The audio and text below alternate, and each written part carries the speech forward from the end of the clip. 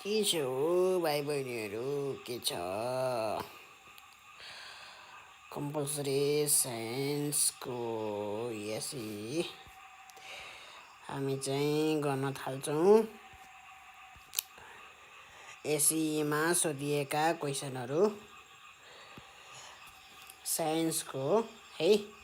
त हामी चाहिँ च्याप्टर वाइज जान्छौँ किनभने क्वेसनहरू रिपिट भइरहेको हुन्छन्। अब एउटा सेट गऱ्यौँ भने फेरि अर्को सेटमा जाँदाखेरि क्वेसनहरू रिपिट भइरहेको हुन्छन्। त्यही भएर हामी चाहिँ च्याप्टर वाइज हेरौँ ताकि एउटै च्याप्टरमा एउटै क्वेसन चाहिँ धेरैचोटि त्यसरी सोधिएको हुँदैन च्याप्टर वाइजमा।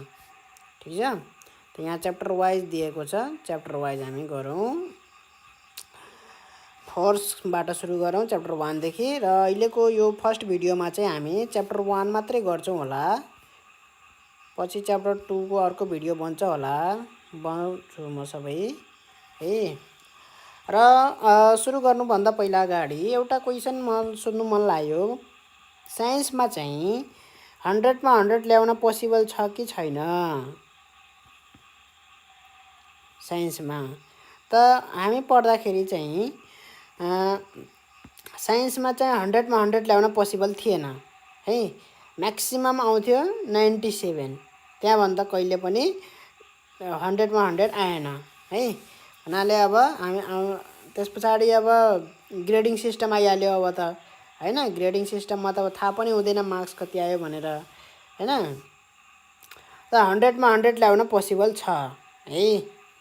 साइन्समा 100 मा 100 ल्याउन पोसिबल छ र त्यो ल्याएको पनि छन्। जब ग्रेडिङ सिस्टम थिएन, मार्क सिस्टम थियो, एसईई एसएलसी भन्ने थियो पहिला। एसएलसीमा चाहिँ 100 मा 100 ल्याएको छन् साइन्समा। र एउटै कलेजबाट 4 जनाले, त्यो पनि एउटै कलेज भन्न आयो, एउटै स्कुलबाट 4 जनाले 100 मा 100 ल्याएका छन् साइन्समा है। हाम्रो सर हुनुहुन्थ्यो, उहाँले चाहिँ पढाउनुहुन्थ्यो। अनि बुटोलको एउटा स्कुल थियो है। त्यो स्कुलमा चाहिँ सरले पढाएको भएको मात्राले गर्दा त्यहाँको विद्यार्थीले 4 जनाले 100 मा 100 ल्याएको थियो। ट्यालेन्ट विद्यार्थी थिए है। र जेनरली सबै स्कुलको विद्यार्थीहरूले ल्याउन सक्दैनन् किनभने it depends on the teacher. टिचरमा पनि डिपेन्ड गर्छ। किन भन्दाखेरि एन्सर लेख्ने तरिका, एन्सर लेख्ने है। किनभने क्वेसनको एन्सर कसरी लेख्ने, कति लेख्ने, यी कुराहरू यदि सबै हैन, कति लेखेपछि कति नम्बर आउँछ हैन, हो त्यो कुराहरू सबै थाहा भयो भने चाहिँ बल्ल नम्बर ल्याउन सकिन्छ। त्यत्र भने क्वेसन त गरे, क्वेसन सोध्यो, क्वेसनको एन्सर त जाने गरे, तर नम्बर ल्याउन त्यति सकिँदैन। 0.5 मार्क्स काट्यो, सबै क्वेसनमा काटियो भने पनि 4 देखि 5 नम्बर यत्तिकै हराउँछ। हाम्रो 4 देखि 5 नम्बर यत्तिकै हराउँछ कि। त्यही भएर चाहिँ कसरी गर्ने यो कुरामा एकदमै ध्यान दिनुपर्छ। अब धेरै ध्यान दिनु पर्दैन, जे होस्। साइन्सको चाहिँ 1 मार्क्सका क्वेसनहरू जुन हुन्छन् त्यसमा धेरै लेख्नुपर्ने आवश्यकता हुँदैन। क्लिन क्रिस्टल क्लियर जे सोधेको छ त्यही लेख्ने हो है। अब फर्स्ट क्वेसन हेरौँ त यहाँ। र क्वेसन पुरै पढ्नुपर्छ, नेपालीमा पनि पढ्नुपर्छ, इङ्ग्लिसमा पनि पढ्नुपर्छ। हामीलाई कति हतार हुन्छ कि हामी अब जस्तै मैले यहीँ एउटा क्वेसन भेटाएको थिएँ। ल यो 8 नम्बरको क्वेसन हेरौँ हैन। सिधै यति हतार हुन्छ कि हामी सिधै unit of acceleration due to gravity g यति मात्रै हेरिदिन्छौँ हैन। हो राइट डाउन भनेर त कसले पढ्छ यो हैन। अगाडि के लेख्यो होला, राइट डाउन त लेख्यो होला भन्ने हुन्छ कि हामीलाई। म पहिला त्यस्तै गर्थेँ, सिधै unit of acceleration due to gravity अनि लेखिदिए भइगयो। त यहाँ डेफिनेसन पनि भनेको छ, write down the definition and unit of acceleration due to gravity g भनेर पुरै क्वेसन पढ्नुपर्छ है। कहिलेकाहीँ क्वेसन झुक्याएर दिएको हुन्छ है। र नेपालीमा पनि पढ्नुपर्छ, नेपालीमा पनि पढ्नुपर्छ ताकि इङ्ग्लिसमा सोधिएको भन्दा नेपालीमा सोधिएको प्रसङ्ग फरक हुन जान्छ कि। त्यही भएर अब जस्तै which force effects the movement of aeroplane and ship भनेको छ यहाँ। र यहाँ हवाई जहाज तथा पानी जहाजको चाललाई असर पार्ने बल कुन हो? है। त दुवै नेपाली र इङ्ग्लिसको प्रसङ्ग एउटै ट्याक्क मिलेको छ हैन। त्यो फोर्स हो फ्रिक्सनल फोर्स है। अब यसमा धेरै लेख्नु पर्दैन, ठिक छ। क्लिन एउटा लेखिदिने फ्रिक्सनल फोर्स जसले के गर्छ त अपोज गर्छ भनेर लेख्न सकिन्छ। त्यहाँभन्दा बढी केही लेख्नु पर्दैन है। पातलो होस् एन्सर, तर ट्याक्क ट्याक्क होस्। साइन्समा बढाइ चढाइ लेख्नु पर्ने आवश्यकता हुँदैन। कुरा बुझिन्छ ल। फ्रिक्सनल फोर्स भनिसकेँ मैले। 2 नम्बरमा हेरौँ त, न्युटनको गुरुत्वाकर्षण सम्बन्धी व्यवसाय नियम लेख्नुहोस् भनेको छ। स्टेट न्युटन युनिभर्सल ल अफ ग्रेभिटेसन है। बसो दिएको क्वेसन हो यो। के हो त भन्दाखेरि directly proportional to the product of the masses and inversely proportional to the square of the distance भन्ने छ नि एउटा फर्मुला हाम्रो हो। त्यही फर्मुला त्यही लेख्ने हो। न्युटन्स युनिभर्सल ल of gravitation states that the gravitational force between two heavenly bodies is directly proportional to the product of their masses। अनि त्यो लेख्ने F is directly proportional to m1 and m2 product of their masses। अब m1 र m2 भनेको के हो त फेरि, where m1 and m2 are the masses of the bodies भनेर पनि लेख्नुपर्छ है। नत्र भने हामीले पहिल्यै भनिसक्यौँ directly proportional to the product of their masses हैन। सिधै यसरी लेख्दा पनि हुन्छ। And inversely proportional to the, अब यहाँबाट and inversely proportional to the square of the distance भनेर लेख्ने। F is inversely proportional to the यसरी डिस्टेन्स है। यति लेख्ने हो। कुरा बुझिन्छ। यति लेखेपछि 1 नम्बर आइहाल्यो, धेरै लेख्नु पर्दैन। What is gravitational force, write down its unit भनेको छ। ग्रेभिटेसनल फोर्स भनेको it is the mutual force of attraction. Mutual छुटाउनु हुँदैन, म पहिले पनि हाइलाइट गरिदिन्छु।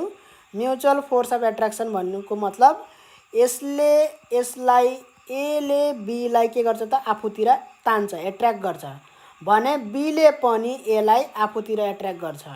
अब ए ठुलो छ बी सानो छ है। ए ठुलो छ बी सानो छ भने एले जुन फोर्सले बीलाई तान्छ, बीले पनि सानो भए पनि एलाई त्यत्तिकै बलले आफूतिर तान्छ। कुरा बुझिन्छ। म्युचुअल फोर्स भनिन्छ। त्यही भएर it is the gravitational force is the mutual force of attraction between the two bodies due to its mass. मासको कारणले गर्दाखेरि कुनै पनि दुईटा बडीले एक अर्कालाई तान्ने काम गर्छ, जसलाई हामी ग्रेभिटेसनल फोर्स भनेर भन्छौँ है। र यो ग्रेभिटेसनल फोर्स दुईटा बडिज भनेको कुन हो त, हेभेनली बडिज। हेभेनली बडिज भनेको एकदमै ठुल्ठुला बडिज भनेको हो है, जुन चाहिँ कसैको ग्रेभिटेसनल फिल्डभित्र पर्दैन। यदि ग्रेभिटेसनल फिल्डभित्र पर्यो भने के हुन्छ त, त्यो ग्रेभिटी हुन जान्छ। त्यो भनेको ए एउटा हेभेनली बडी हो, ए भित्रै के हुन्छ त अब एउटा ग्रेभिटेसनल फिल्ड हुन्छ, जहाँ कुनै पनि अर्को सानो वस्तु भयो भने एले के गर्छ त तान्छ है।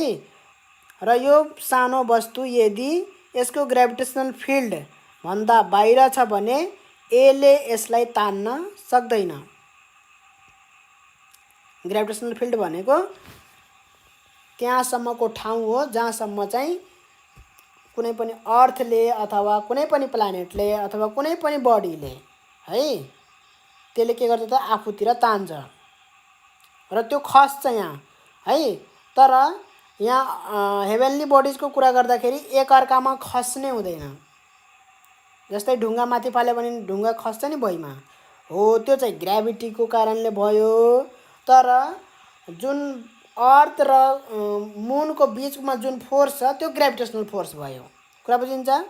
ग्रेभिटी र है र इक्जाम्पल पनि दिने हो। इक्जाम्पल चाहिँ ग्रेभिटेसनल फोर्समा चाहिँ के दिने भन्दाखेरि सन र अर्थको बीचमा भएको फोर्सलाई ग्रेभिटेसनल फोर्स, र अर्को क्वेसन यहाँ ग्रेभिटी पनि छ। ग्रेभिटी भनेको अर्थको भित्र हैन, कुनै एउटा एप्पल अथवा कुनै एउटा ढुङ्गा मैले माथि फाले, त्यो फेरि के भयो त तल खस्यो हैन। माथि यसरी जाँदा जाँदा उसको भेलोसिटी घट्दै घट्दै घट्दै गइरहेको थियो, फेरि खस्यो। भन्नुको मतलब अर्थले त्यो ढुङ्गालाई तानिराखेको छ आफूतिर, त्यो फोर्सलाई हामी के भन्छौँ त? ग्राभिटी भन्छौँ है। ग्राभिटेसनल फिल्डभित्र स्पेसिफाइड भयो। कुरा बुझिन्छ यति है। र यो लेख्ने कसरी त? लेख्न सकिन्छ है। Gravitational force is the mutual force of attraction between two heavenly bodies due to their mass भनेर लेख्ने। राइट डाउन इट्स युनिट भनेको छ। युनिट के होला त यसको? जेसुकै फोर्स होस्, फोर्स हुने बित्तिकै युनिट के हुन्छ त? न्युटन हुन्छ। चाहे त्यो जेसुकै फोर्स होस्, फ्रिक्सनल फोर्स होस्, ग्राभिटेसनल फोर्स होस्, जेसुकै, इलेक्ट्रोस्ट्याटिक फोर्स होस्, पछि गएर पढ्छौँ इलेक्ट्रोस्ट्याटिक फोर्स हैन। अर्को क्वेसन, वाट इज ग्राभिटी भनेको छ? Gravity is the force of attraction हैन द्याट एनी हेभेन्ली बडिज, कुनै पनि हेभेन्ली बडी छ, जस्तै अर्थ भयो, मुन भयो, जुनसुकै हेभेन्ली बडिज लिगम, त्यसको एउटा ग्राभिटेसनल फिल्ड हुन्छ। त्यसभित्र भएको कुनै पनि वस्तुलाई है attracts any heavenly bodies attracts any body that lies within its gravitational field. यति लेख्न सकिन्छ? सकिन्छ है। Gravity is defined as the force that any heavenly body attracts another body that lies within its gravitational field। त्यति लेख्न सकिन्छ? सकिन्छ है। Write down it's units in SI system भनेको छ।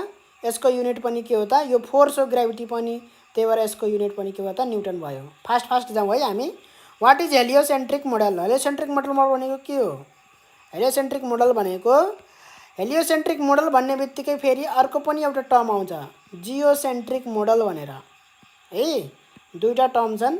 जियोसेन्ट्रिक मोडल भनेको पहिला के थियो भन्दाखेरि हैन, अर्थको वरिपरि सन घुमेको, सन छ नि, सन हाम्रो सूर्य अर्थको वरिपरि घुम्छ भनेर भन्थे के पहिला है। अर्थ चाहिँ बिचमा छ, त्यसको वरिपरि के घुम्छ त? मुन घुम्छ, सन घुम्छ, बाँकी सबै प्लानेटहरू जुन पनि छन् त्यो अर्थका वरिपरि घुम्छन् भनेर थियो। त्यो चाहिँ जियोसेन्ट्रिक मोडल हो, अर्थलाई बिचमा पारेर त्यसका वरिपरि घुम्ने भनेर। तर त्यो रहेनछ त्यस्तो, त्यो फल्स रहेछ है। त्यो मोडल, त्यो थ्योरी फल्स, त्यो फल्ट भयो के, मतलब त्यो साँचो कुरा भएन। साँचो कुरा त के रहेछ त भन्दाखेरि सन बिचमा हुँदो रहेछ है। सन बिचमा हुँदो रहेछ र अर्थले चाहिँ के गर्छ त? सनको वरिपरि परिक्रमा गर्छ, मतलब यसको वरिपरि घुम्छ अर्थ है। त यसलाई हेलियोसेन्ट्रिक मोडल भन्छ। हेलियोसेन्ट्रिक मोडल हैन is the model in which the sun lies at the centre of the universe. सनलाई फेरि युनिभर्सकै सेन्टर मानियो फेरि, र सबै प्लानेटहरूले चाहिँ के गर्छ त? सनको वरिपरि घुम्छ भन्ने मोडल थियो। त्यसलाई हेलियोसेन्ट्रिक मोडल भनेर भनिन्छ है। अब इङ्ग्लिसमा लेख्न सकिन्छ कि सकिँदैन? यसमा मिलाएर जसले चाहिँ बुझेर चाहिँ इङ्ग्लिसमा आफै मिलाउन सक्छ त्यसले घोक्नै पर्दैन। जस्तै यहाँ नेपालीमा भन्थेँ नि मैले, त्यसलाई बुझ्यो अब हैन। बुझिसके पछाडि इङ्ग्लिसमा आफै जसले लेख्न सक्छ त्यसले यो रट्न पर्दैन नि, उसले लाइफमा कहिले रट्न पर्दैन है। इन विच द मोडल आफै मिलाएर लेखिदिने। The model in which the sun lies at the centre and all the planets revolve around it is called heliocentric model भनेर लेखिदिने है। 1 नम्बरको क्वेसन हो, खासै त्यस्तो लेख्नु पर्दैन, मेन कन्सेप्टको कुराहरू आउनुपर्छ है। Write down as a unit of gravitational constant भनेको छ। ग्राभिटेसनल कन्स्ट्यान्ट भनेको के हो त? फेरि यसै युनिट मात्रै सोधेको छ, त्यो मात्रै लेख्ने, फेरि धेरै नम्बर पाउँछु भनेर चाहिँ त्यो लेख्न जाने होइन है। ग्राभिटेसनल कन्स्ट्यान्टको के हो यसै unit? Force equal to GM1 M2 by R square गऱ्यो भने हैन, फोर्सको न्युटन हैन, यहाँ चाहिँ डिस्टेन्सको के हुन्छ त? Metre square by KG square. यो चाहिँ जी को युनिट हो है, newton metre square per KG square. ठिक छ। र न्युटनलाई चाहिँ आफै यसलाई उसमा गर्ने हो भने न्युटन भनेको के हो त केजी मास इन्टु एक्सेलरेसन। एक्सेलरेसन भनेको मिटर पर सेकेन्ड स्क्वायर। अब मिटर स्क्वायर पहिल्यै छ, केजी स्क्वायर तल छ हैन, एउटा केजी काटिन्छ तर पर्दैन है, तर पर्दैन गर्न। Newton metre square per KG square. ल सकियो। अब अर्को क्वेसन हेरौँ त, what are the factors affecting gravity भनेको छ। फ्याक्टर्स एफेक्टिङ ग्राभिटी के होला त? ग्राभिटीलाई असर पार्ने है त के हो? ग्राभिटेसनल फोर्स भनेको पनि के हो त? जी एम ठुलो सानो एम बाई आर स्क्वायर है। कुनै पनि वस्तु त्यसको कुनै पनि अब अर्थकै मानौँ न अब हैन, ग्राभिटी भनेपछि अर्थसितै मानौँ अब हैन, किन अरू हेभेन्ली बडीमा जाने, अर्थकै कुरा गरौँ हैन। अर्थको के छ त सर्फेसमा छ कुनै बडी भने हैन, जेनरली हामीले सर्फेसमै भएको अनुमान गरेर गरिन्छ है। पढ्न त हामीले पढ्यौँ, एट हाइट एट डेप्थ वाला सायद नपढ्यौँ होला, एट हाइट त पढ्यौँ हामीले हैन। त जिएमएम बाई आर स्क्वायर। त यहाँबाट के थाहा हुन्छ त के कुरामा भर पर्दो रहेछ त? ग्राभिटी भनेको यो फोर्स मासमा डिपेन्ड गर्छ। जी त कन्स्ट्यान्ट हुन्छ जहाँसुकै हैन। अर्को सानो मास भनेको त्यो वस्तुको मास, र अर्को डिस्टेन्स बिट्विन द सेन्टर्स, त्यो वस्तुको सेन्टर अथवा उसको। भने पछाडि हामी यहाँ डिस्टेन्स बिट्विन द सेन्टर भनेको रेडियस भनेपछि रेडियस अफ द के रेडियस अफ द अर्थै भन्ने। यहाँ ग्राभिटी भन्ने बित्तिकै उसले अर्थलाई नै भनेको हो है, नत्र भने आफै यो क्वेसनको एन्सर लेख्दाखेरि यहाँ त ग्राभिटी मात्रै बनेको छ, त्यहाँ एन्सरमा लेख्दाखेरि the factors affecting gravity of earth भनेर आफै थपिदिने है। Gravity of earth are mass of the earth हैन, मास अफ द अर्थ एउटा भयो। पहिला यो फर्मुला लेखिदिने है, बल्ल थाहा हुन्छ कि कहाँबाट लेखेको हो। त फर्मुला लेखिदिसके पछाडि यही फर्मुलाबाट मैले लेखेको हो कि एउटा मास अफ द अर्थमा डिपेन्ड गर्छ, अर्को केमा डिपेन्ड गर्छ? मास अफ द बडी हैन, अर्को के रेडियस अफ द अर्थ भनेर लेख्ने। डिस्टेन्स बिट्विन द सेन्टर भनेर पनि लेख्दा बिग्रिँदैन, तर ग्राभिटी भनेछ त्यही भएर यहाँ आर नै लेख्छौँ हामी, रेडियस अफ द अर्थ भनेर लेख्ने। ठिक छ, यदि तीनवटा कुरा लेख्ने विथ द फर्मुला, यो फर्मुला लेखेर है। क्वेसनको एन्सर दिँदाखेरि त्यसलाई चाहिँ स्पष्टीकरण गर्नुपर्छ कि, त्यही भएर बारम्बार मैले भन्छु कि फर्मुला यस्तो छ भने यस्तो किसिमको फर्मुला रिलेसन, यसलाई रिलेसन भन्छ, रिलेसन देखाएर मात्रै लेख्ने। त्यहाँबाट के हुन्छ त स्पष्टीकरण हुन्छ है।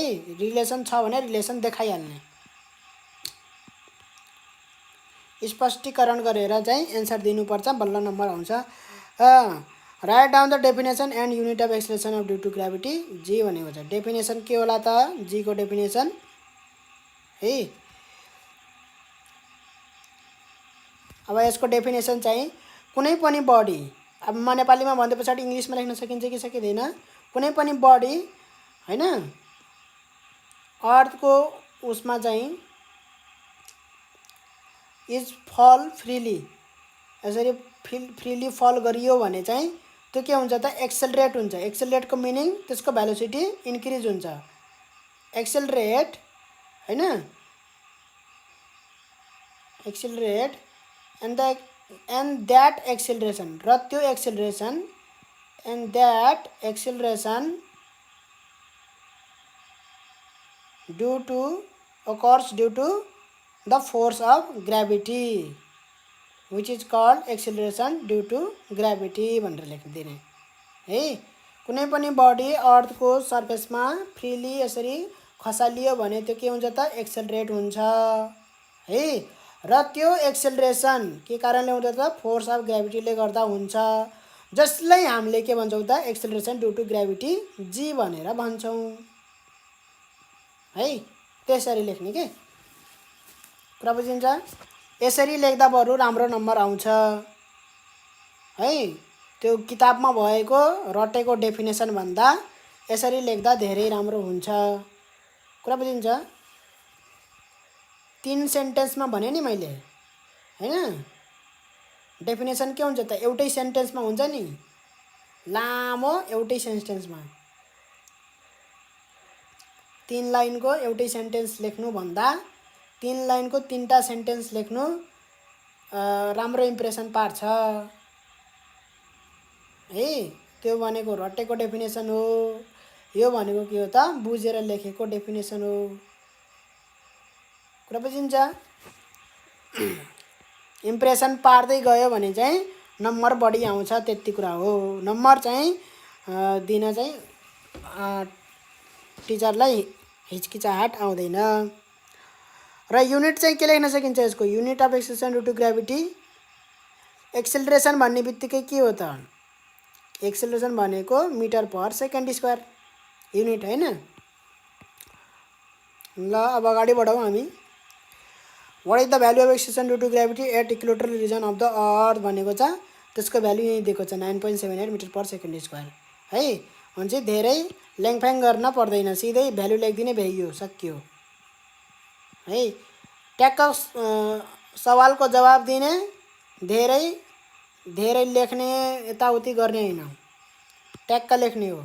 The value of acceleration due to gravity at the equatorial region of the earth is 9.78 metre per second square, भ्याइयो। What is acceleration due to gravity? Same question है, भर्खरै भनिसकेँ मैले। In which unit it is measured? कुन युनिटमा measure गर्छ? युनिटै लेखिदिने, metre per second square. Same question repeat भएको छ। ल 11 नम्बरको हेरौँ। The bodies in this universe attract one another, name the scientist who propounded this statement. प्रोपाउन्डेडको मिनिङ हो कोले चाहिँ अघि सार्यो यो आइडिया है। प्रतिपादन भनेको छ। यो आइडिया कसले निकाल्यो? कुन वैज्ञानिकले निकाले भन्दाखेरि सर आइजक न्युटनको नाम सुनिन्छ? सर आइजक न्युटनको नाम, सर आइजक न्युटन है। आइजक न्युटन भन्ने वैज्ञानिकले निकाल्नु भएको थियो कुनै पनि बडिज युनिभर्समा एकअर्काले के गर्छ? एट्र्याक्ट गर्छ भनेर। 12 नम्बरको क्वेसन हेरौँ। What is the average value of acceleration due to gravity on the surface of the earth भनेको छ। पोलमा छुट्टै हुन्छ, इक्वेटरमा छुट्टै हुन्छ, हामीले चाहिँ त्यसको एभरेज निकालेर लेख्छौँ, त्यो भयो 9.8 है। नत्र भने 1 नम्बरको 1 मार्क्सको क्वेसन हो, पोलमा यति हुन्छ, इक्वेटरमा यति हुन्छ भनेर लेखे पनि हुन्छ है। एभरेजमा सर्फेसमा चाहिँ हामीले 9.8 लिन्छौँ भनेर लेख्दा पनि हुन्छ है त। तर त्यस्तरी सोधेको छैन, सर्फेसमा कति हुन्छ भनेर मात्रै सोधेको छ। उसले के एन्सर एक्सपेक्ट गरिरहेछ त? 9.8 है। र 9.8 नै यो फेरि 10 चाहिँ लेख्ने होइन। कुरा बुझिन्छ? 10 त कतिखेर लेख्ने हो? जब न्युमेरिकलमा पहिल्यै जी को भ्यालु 10 राख भनेर भन्यो भने मात्र हामीले न्युमेरिकलमा जी को भ्यालु 10 राख्ने हो। अरू बेला चाहिँ acceleration due to gravity on the surface of the earth भन्यो भने 10 लेख्ने होइन। कुरा बुझिन्छ? सिम्पल क्वेसन हो, सिम्पल एन्सर दिने, धेरै ल्याङफ्याङ बढी लेख्ने होइन। तौल विहीनता भनेको के हो? What is weightlessness? वेटलेसनेस भनेको भार महसुस नगर्ने, आफ्नो भार महसुस नगर्ने है। जस्तै माथिबाट खस्दाखेरि सिङ्रिङ हुन्छ नि, हैन? यो त एक्सपिरियन्स गरेको छ। रोटे पिङ खेलेको छ, त्यो गोलो चर्के पिङ, गोलोवाला पिङ, यसरी खस्दाखेरि कस्तो सिङ्रिङ प्राण जाला जस्तो हुन्छ नि। मेलामा खेलेको छैन? यस्तो यता माथि जाँदाखेरि केही हुन्न, ठिकै लाग्छ। उता माथिबाट तल झर्दा त प्राण जाला जस्तै सिङ्रिङ हुन्छ है। त्यो वेटलेसनेस हो। त्यो भनेको के हो भन्दाखेरि complete absence of the sensation of weight है। सेन्सेसन भनेको के? महसुस गर्ने। सेन्सेसन अफ वेट, आफ्नो भार महसुस नगर्ने है, कम्प्लिट एब्सेन्स। अलिअलि महसुस भइरहेछ मलाई, अलिअलि म वजन खाले छु पनि नहुने, कम्प्लिट एब्सेन्स, कम्प्लिटली हराउने है। Weightlessness is the state of complete absence, complete absence of के लेख्ने त सेन्सेसन अफ वेट भनेर लेख्ने है। It is a state when a body feels no weight, आफ्नो वेट उसले महसुस गर्दैन, फिल गर्दैन है। त्यही हो यसको वेटलेसनेसको लेख्न सकिन्छ यो है। कुनै एक्ज्याक्ट त्यसरी किताबमै भएको डेफिनेसन लेख्नुपर्छ भन्ने पनि छैन, किताबमा अर्कै दियो होला सायद है। Write any two condition at which body becomes weightlessness, body कतिखेर वेटलेसनेस हुन्छ भन्दाखेरि दुईवटा तरिका छ है। एउटा चाहिँ फ्री फल भएको बेलामा, फ्री फल भनेको के, अन्डर द एक्सन अफ ग्राभिटीमा यदि कुनै बडी खसिराखेको छ, खसिराखेको अवस्था हैन, खसिराखेको अवस्थामा बडीले आफ्नो कुनै वेट फिल गर्दैन, एउटा कुरा यो है। जस्तै म कुनै उसमा टेकिराखेको छु हैन, यसरी टेकिराखेको छु, यो कुनै एउटा के छ त, एउटा यो छ हैन, यसमा म टेकिराखेको छु। अब म झरे, खसे, म खसिराखेको छु हैन, भुइँतिर खसिराखेको छु। यो जुन खसिराखेको छ र म यसमा जुन टेकेको मान्छे यसमा हैन, यो उसमा अब यो काठको एउटा थियो भनौँ हैन, त्यसमा म टेकेर बसेको थिएँ। अब यो र म सँगसँगै खसिरहेछौँ भने मैले कुनै पनि वेट फिल गर्दिनँ, महसुस गर्दिनँ, किनभने म अड्डेको जस्तो मलाई लाग्दिन, अड्डिराखेको छु जस्तो मलाई लाग्दिन है। त्यसलाई नै वेटलेसनेस जस्तो फिल हुन्छ। त एउटा यो फ्री फलको केस भयो हैन, फ्री फलको केस भयो। अर्को चाहिँ जहाँ चाहिँ ग्राभिटी नै जिरो छ, अब यहाँ त ग्राभिटी छ, फ्री फलमा के हुन्छ भन्दाखेरि कुनै पनि बडी चाहिँ यसरी खसिराखेको छ भन्नुको मतलब के, त्यसमा फोर्स लागिराखेको छ है, यसमा फोर्स लागिराखेको छ, तर यसमा यसले काहीँ पनि टेके छैन के, खसिराखेको छ नि त, एक्सिलरेट भइराखेको छ नि त, स्ट्याटिकमा छैन नि हैन, स्ट्याटिकमा छैन मतलब रेस्टमा छैन है, खसिराखेको छ, मोसनमा छ, एक्सेलरेसनमा छ त्यो फोर्सको कारणले भने त्यतिखेर पनि वेटलेसनेस फिल हुन्छ। यदि कुनै पनि फोर्स फिल गरेन, जस्तै ग्राभिटी नभएको ठाउँ स्पेसमा गयो भने हैन, सेटेलाइटहरुमा उड्छ यसरी, ग्राभिटी जहाँ छैन भनौँ हैन, उड्छ क्या यसरी हावामा, हावा पनि हावा त्यहाँ मेन्टेन गरेको हुन्छ हावा है, त्यहाँ उड्छ। अब सबै त्यहाँ पनि के हुन्छ त, वेट महसुस हुँदैन, वेट महसुस हुँदैन, वेटलेसनेस त्यहाँ पनि हुन्छ भनेपछि एउटा स्पेसशिपमा लेखिदिने, स्पेसशिपमा, inside spaceship where there is no gravity भनेर लेख्ने है, inside spaceship where there is no gravity. 1 र 2 दुईटा केस छ है। एउटामा चाहिँ फोर्स लागिराखेको छ, फोर्स लागिराखेको छ तर रियाक्सन नपाएको कारणले गर्दाखेरि उसलाई कुनै महसुस भएन, रेस्टमा नभएको कारणले गर्दाखेरि है।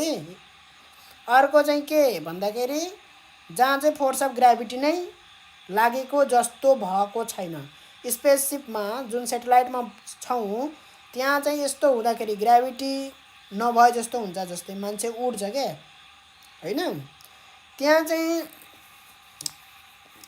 ग्राभिटी नै नभएको चाहिँ होइन है, यो एउटा कुरा ध्यान दिएर यो एकदमै राखौँ दिमागमा, त्यहाँ ग्राभिटी नै नभएको होइन, ग्राभिटेसनल फोर्स एक्ट गर्छ, ग्राभिटी हुन्छ, ठीक छ। अर्थकै ग्राभिटी जस्तै यो अर्थ भयो, अर्थको वरिपरि एउटा आर्टिफिसियल सेटेलाइट यसरी घुमिराखेको छ है, र त्यसभित्र के छन् त, मान्छेहरू छन्, प्यासेन्जरहरू छन्। त्यो प्यासेन्जरहरूले चाहिँ के गरेको छैन त भन्दाखेरि कुनै पनि वेट फिल गरिराखेको छैन, हावामा उडिराखेको छ भित्रै है। भने त्यतिखेर उसले के फिल गर्ने भएन त, वेट फिल गर्ने भएन, वेटलेसनेस हुने भयो। के त्यहाँ फोर्स अफ ग्राभिटी लागेको छैन र उनीहरूले वेट फिल गरे छैनन् भन्ने क्वेसन आउँछ है। भन्दाखेरि फोर्स अफ ग्राभिटी त्यहाँ लागिराखेको छ, तैपनि उनीहरूले के गर्दैन त, वेट फिल गर्दैन है। वेट फिल गर्दैन मतलब फोर्स लागेको जस्तो हुँदैन, फोर्स लागेर पनि लागेको जस्तो हुँदैन। किन भन्दाखेरि त्यहाँ एउटा के हुन्छ त, कुनै पनि बडी सर्कुलर पाथमा यसरी हिँडिराखेको छ भने सेन्ट्रिफ्युगल फोर्स, यो क्लास 6 मै पढेको हुनुपर्छ सेन्ट्रिफ्युगल फोर्स भनेर। त्यो सेन्ट्रिफ्युगल फोर्सको कारणले गर्दाखेरि है, यो सेन्ट्रिफ्युगल फोर्स र यो फोर्स अफ ग्राभिटी, यो दुईटा फोर्सले के गर्छ त, एकअर्कालाई ब्यालेन्स गर्छ। जस्तै यो एउटा ढुङ्गा छ, यो ढुङ्गालाई मैले यतातिर धकाले भने यो ढुङ्गा यतातिर जान्छ र यतातिरबाट ढकाले भने यतातिर जान्छ हैन। अब मैले यतातिरबाट ढकलिरहेको छु, मेरो साथीले यतातिरबाट ढकलिरहेछ भने यो ढुङ्गा कतातिर जान्छ, कतै पनि जान्न हैन।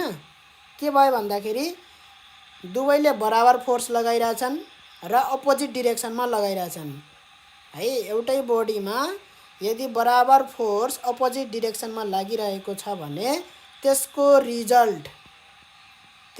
रिजल्ट अथवा रिजल्टेन्ट के हुन्छ त, 0 हुन्छ। भन्नुको मतलब त्यो बडीमा कुनै पनि फोर्स लागेको छैन जस्तो हुन्छ, कुनै पनि फोर्स लागेको छैन, फोर्स लागेर पनि कुनै पनि फोर्स लागे छैन। त्यही भएर फोर्सलाई के भनियो त, भेक्टर क्वान्टिटी भनियो। यसको डिरेक्सनमा पनि भर पर्छ।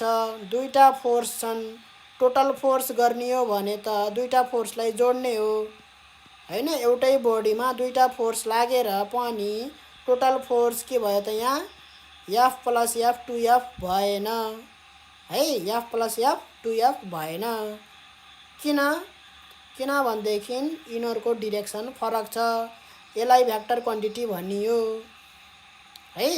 टोटल फोर्स के हुने भयो त, F प्लस डिरेक्सन फरक भएको कारणले गर्दाखेरि -F गरेर 0 गराउन पर्ने भयो है। यो टोटल फोर्स 2F भनेको त के भयो त, टोटल फोर्स 2F भनेको त यसमा डबल फोर्स लागे जस्तो भयो। डबल फोर्स लाग्यो भने के हुन्छ, एउटा बडीमा यसरी यताबाट मैले धकालिरहेको छु F फोर्सले, अझै एकजना यताबाट धकाल्न थाल्यो भने के भयो त, यसमा डबल फोर्स लागेन, दुईजनाले धकाल्यो भने यो अझै जोडले जान्छ, घुर्रै जान्छ, अझै जोडले धक्कालिन्छ हैन। हो त्यस्तो डबल फोर्स भनेको। F + F एउटै डिरेक्सन भयो भने जोडिन्छ, फरक डिरेक्सन भयो भने सेपरेट हुन्छ। त्यही भएर यो डिरेक्सनमा पनि भर पर्छ है भनेर फोर्सलाई भेक्टर क्वान्टिटी भनियो। त्यही हो यहाँ पनि है। वेटलेसनेस फिल हुनुको कारण के भयो त, सेन्ट्रिफ्युगल फोर्सले फोर्स अफ ग्रेभिटेसनललाई के गरिदियो त, क्यान्सल आउट गरिदियो, बराबर भए एकअर्कासित र अपोजिट डिरेक्सनमा भए। त्यही भएर त्यहाँ बडीमा कुनै पनि फोर्स लागे जस्तो भएन। फोर्स लागे जस्तो नभइसके पछाडि उनीहरूले के गरे त, वेटलेसनेस फिल गरे। What is the mass of an object, मासको डेफिनेसन लेख्ने हो। यो क्लास 6 7 मा पढेको हुनुपर्छ, 7 8 तिर पढेको हुनुपर्छ। Quantity of matter, mass is defined as the quantity of matter है।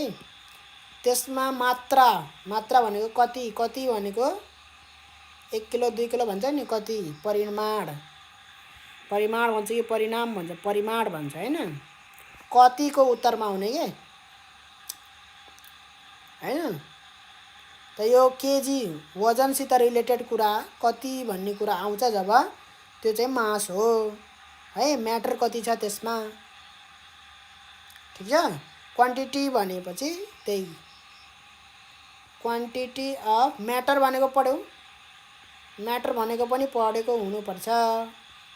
म्याटर भनेको के हो त, कुनै पनि वस्तु जसलाई छुन मिल्छ, हेर्न मिल्छ, तौल्न मिल्छ हो। तौल्न मिल्ने, छुन मिल्ने हेर्न मिल्ने केही वस्तु, म्याटर भन्ने बित्तिकै वस्तुसित रिलेटेड के, केही कुरा वस्तु, त्यही हो क्वान्टिटी अफ म्याटर, त्यसलाई नै मास भन्छौँ। On which factor does the mass of an object depend? कुन फ्याक्टरमा मास डिपेन्ड गर्छ त है? मास केमा डिपेन्ड गर्छ त? ल भनौँ त। मास केही कुरामा पनि डिपेन्ड गर्दैन, क्वान्टिटी अफ म्याटरमा मात्रै डिपेन्ड गर्छ। क्वान्टिटी अफ म्याटरलाई नै मास भनिएको हो। अब यो वस्तुको पिण्ड कुन कुन कुरामा निर्भर गरेर हुन्छ हैन? भनेपछि यो वस्तुको पिण्ड कुनै पनि कुरामा निर्भर रहँदैन, क्वान्टिटीमा निर्भर रहन्छ। त्यो भनेको क्वान्टिटी अफ म्याटर भने पनि भयो, कन्टेन्ट इन इट, यही हो, कति छ भन्ने कुरामा निर्भर गर्छ है। ठुलो ढुङ्गामा धेरै मास छ, सानो ढुङ्गामा थोरै मास छ, किनभने यो ढुङ्गा जेले बनेको छ, क्वान्टिटी अफ म्याटर हैन, जे कुराले यो ढुङ्गा बनेको छ हो त्यो क्वान्टिटी अफ म्याटर यसमा ठुलो ढुङ्गामा धेरै हुन्छ, सानो ढुङ्गामा थोरै हुन्छ। त्यही भएर एउटा मात्रै फ्याक्टरमा डिपेन्ड गर्छ। तर वेट चाहिँ गर्दैन नि फेरि। वेट भनेको त भ्यालु अफ जीमा पनि डिपेन्ड गर्छ। एउटै वस्तुलाई अर्थमा जोख्यो र मुनमा गएर जोख्यो भने फरक फरक वेट आउँछ। वाट इज अ फ्री फल? फ्री फल भनेको के हो? फ्री फल भनेको स्वतन्त्र खसाई, नेपालीमा यही लेखिदिएको छ। स्वतन्त्र खसाई भनेको के? स्वतन्त्र रूपमा खस्न दिनेलाई स्वतन्त्र खसाई है। र यसको उस डेफिनेसन के हो भन्दाखेरि कुनै पनि बडी है यदि एउटा फोर्सको अन्डरमा मात्रै खसिराखेको छ भने त्यसलाई फ्री फल भनिन्छ। एउटा मात्रै फोर्स लागेको छ र त्यो फोर्सको कारणले गर्दाखेरि त्यो खसिराखेको छ अथवा मुभ भइराखेको छ अथवा एक्सेलरेट भइराखेको छ भने त्यसलाई फ्री फल भनिन्छ। र यो सिन्स यो ग्रेभिटीको कुरामा आयो हैन, त्यही भएर ग्रेभिटेसनल फोर्सको कारणले ग्रेभिटीको फोर्स, ग्रेभिटीलाई ग्रेभिटी मात्रै लेख्ने, ग्रेभिटी फोर्स लेख्ने हैन, बिग्रिन्छ फेरि है। ग्रेभिटीलाई ग्रेभिटी मात्रै लेख्ने है। Due to the action of gravity alone भन्छ के।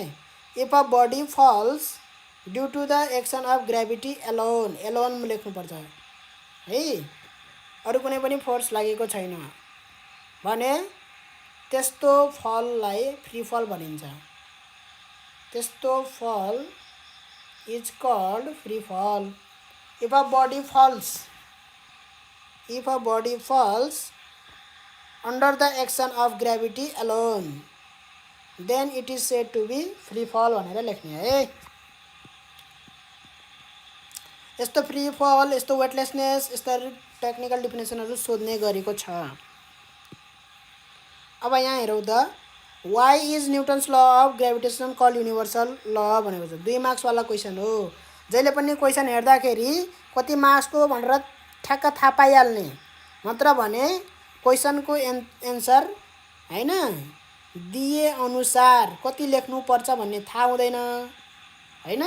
ला मैले यति लेखे, अब तिमीलाई थाहा भयो कि 2 मार्क्सको क्वेशन हो भनेर हैन, 2 मार्क्सको क्वेशन हो भने मैले अब एन्सर लेखे, ला यतिले त अलि 2 मार्क्स पाउन इनफ नहोला भन्ने किसिमको लाग्न सक्छ हैन।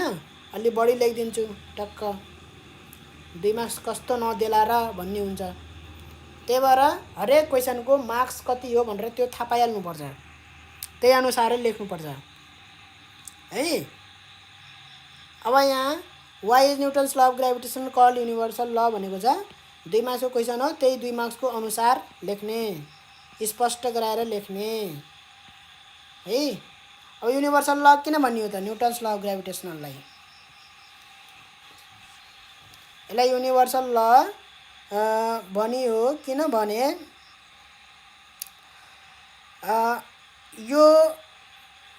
यो ल चाहिँ यहाँ नेपालीमा पढौँ, विश्वव्यापी नियम। यसको दुईटा कारण छ। एउटा कारण के हो भन्दाखेरि यो ल दिस ल होल्ड्स ट्रु फर अल भनेको लभ जुन हुन्छ हैन त्यो एउटालाई काम लाग्ने अर्कोलाई काम नलाग्ने भन्नाले एउटाले सेटिस्फाई गरेको अर्कोले सेटिस्फाई नगरेको ल विरुद्ध है थुप्रै केसेसहरू छन् है केमिस्ट्रीमा त्यसको अनगिन्ती हुन्छन् एउटा ल लेख्यो तर अर्को केमिकल रिएक्सनले चाहिँ त्यो ल चाहिँ फलो नगरेको हैन एउटै लले सबै कुरालाई डिफाइन गर्न नसकेको त्यस्ता हुन्थ्यो है त्यस्ता थुप्रै लहरू छन् तर यो न्युटन्स ल अफ ग्रेभिटेसन चाहिँ जस्तो सानो बडी होस् है माइक्रोस्कोपिक बडी भए पनि एटमिक साइजका बडी भए पनि है तिनीहरुमा पनि र जस्तो ठुलो बडी भए पनि हेभनली बडी भए पनि सन स्टार ब्ल्याक होल है त्यस्ता बडीहरुमा पनि यो ल चाहिँ के छ त भन्दाखेरि ट्रु छ ट्रु भन्नाले करेक्ट छ न्युटन्स ल अफ ग्रेभिटेसन के हो Newton's law of gravitation directly proportional to the product of the masses inversely proportional to the distance of the square of the distance between their centres हैन त्यही ल हैन यो हो त्यही ल हो भने त्यो चाहिँ चाहे जस्तो सानो होस् वस्तु चाहे जस्तो सानो चाहे जस्तो ठुलो जति टाढा जति नजिक जहाँसुकै जेसुकै भए पनि यो चाहिँ के छ त ट्रु छ सबैको लागि है एउटा यो भयो अर्को चाहिँ के अर्को चाहिँ accepted all over the world लेख्न सकिन्छ है विश्वव्यापी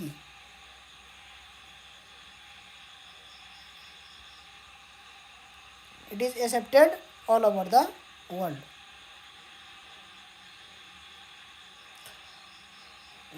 out of solid and liquid in which object is the effect of gravity more why gravity को effect कुनमा बढी हुन्छ है भन्दाखेरि इफेक्ट हेर्दाखेरि चाहिँ है लिक्विडमा बढी हुन्छ है फोर्स अफ ग्रेभिटी मासमा डिपेन्ड गर्छ सोलिड लिक्विड हेर्दैन है लिक्विडमा बढी फोर्स लाग्ने सोलिडमा कम फोर्स लाग्ने त्यस्तो हुँदैन तर इफेक्ट भने पछाडी देखिने के प्रभाव है जस्तै जुन समुद्रमा छाल आउँछ नि छाल हो त्यो ग्रेभिटेसनल फोर्सको कारणले गर्दाखेरि हो सन र मुन अर्थ र मुन बीचको अर्थ र सन बीचको ग्रेभिटेसनल फोर्सको कारणले गर्दाखेरि त्यो छालहरू आउँछ भनेर चाहिँ त्यस्तो किसिमले छ है अब यदि त्यही छाल पानी नभएर पुरै आइस बनेको भए त्यो उड्थ्यो त यसरी छाल आउँथ्यो त टाइड आउँथेन आइस भएको भए आउँथेन ए सोलिड भनेको के हो त भन्दाखेरि एटम यसरी चिप्केका हुन्छन् मोलिकुल है लिक्विडमा के हुन्छ त इन्टरमोलिकुलर फोर्स त्यति साह्रो हुँदैन हल्लिन सक्छ फ्लो हुन सक्छ च्यातिन सक्छ हैन त्यस्तो खालको हुन्छ त्यही भएर चाहिँ लिक्विडमा इफेक्ट चाहिँ बढी भएको हो फोर्स चाहिँ सोलिड लिक्विड एउटै हुन्छ र वाइ पनि भनेको छ यहाँनेरि वाइ पनि भनेको छ किन भनेको छ है because the intermolecular force of attraction between the molecules in liquid is weak in comparison to the solid भनेर लेख्ने है यसलाई फेरि रिवाइन्ड गरेर सुन्ने ठीक छ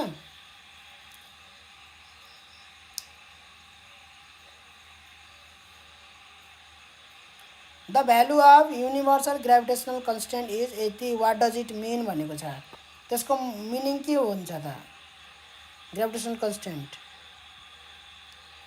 है प्रोपोर्सनालिटी कन्स्टेन्ट हो यो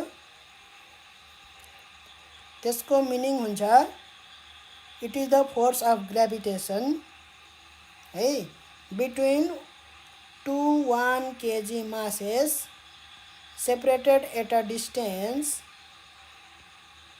है अफ 1 मिटर 1 केजी को मास छ दुईटा मास बीचको फोर्स हो यो कति हुन्छ दुईटा मास बीचको फोर्स 6.67 × 10⁻⁻11 F इक्वल टू है। अब 2 मार्क्सको क्वेसन हो यो हैन 2 मार्क्सको क्वेसन हो भने कसरी लेख्ने भन्दाखेरि यसरी लेख्ने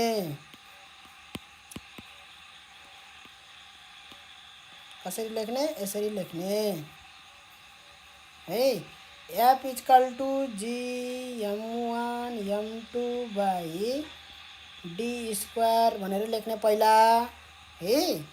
if M1 equal to 1 kg M2 equal to 1 kg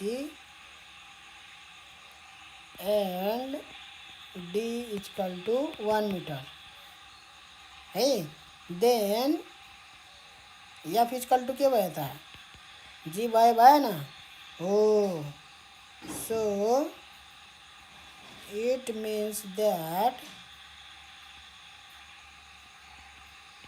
भनेर लेख्ने है the force of the gravitational force है बिट्विन 2 1 kg मासेस त्यो भनेको के दुईवटा 1 kg मास भएको पिण्ड है 1 kg भएको पिण्ड 1 है separated at a distance 1 metre हुँदाखेरि द ग्रेभिटेशनल फोर्स इज कति 6.67 × 10⁻⁻11 है यसरी लेख्ने 2 नम्बर अनि आयो ठीक छ त्यही व्हाट डज इट मीन भनेको त्यही हो।